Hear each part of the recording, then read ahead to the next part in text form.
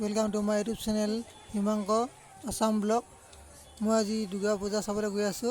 আহক সকলোকে দেৱীজনী এবাৰ দেখুৱাও। যাব ওলাইছে বৰ্তমান।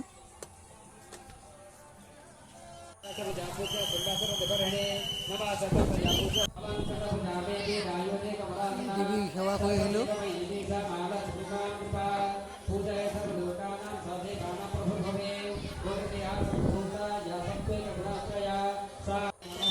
বহুত মানুহ আছে দেই।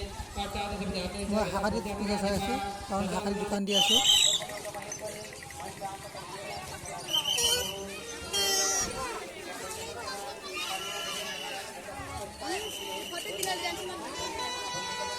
বৰ্তমান মই এতিয়া দোকানত আহি গ'লো পূজা চাই।